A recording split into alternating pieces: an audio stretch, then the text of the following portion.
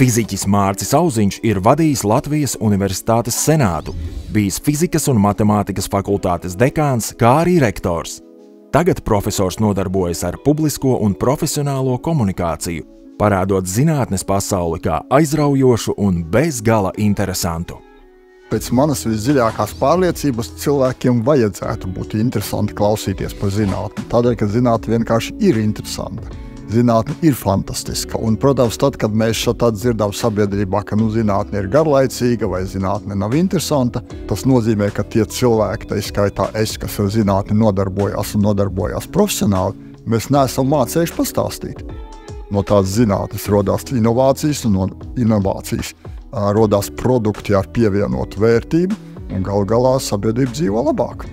Es teikšu, ka es to daru tāpēc, ka man pašam fantastiski patīk to darīt. Un ja ir vismaz daļa sabiedrības, kam tas liekas forši un uzrunājoši, tas man dod papildus enerģiju to darīt.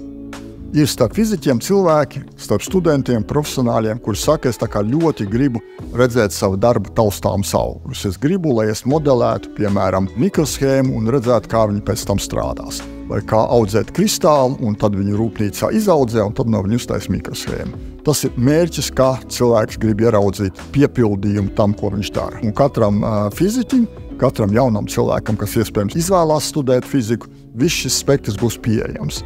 Un tādēļ es gribētu teikt, ka nav droši vien vienas kvalitātes. Katram no viņiem droši vien kaut kas cits ir vajadzīgs, lai viņš sasniegtu savus mērķus. Un skaistums ir tādā, ka katram ir iespējams savu talantu likt lietā.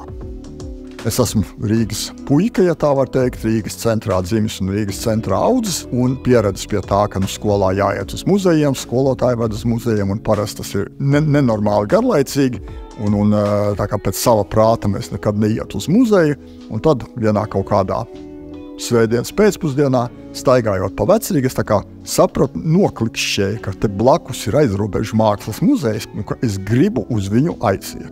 Ka man tas šķiet interesanti un kad es tūlīt iešu uz muzeju. Un šādi klikšķi, es domāju, ka ir ļoti svarīgi. Viņus stimulē skolotājs, stimulē ģimene, un tomēr tiem apstākļiem ir jābūt radītiem, lai viņi varētu notikt.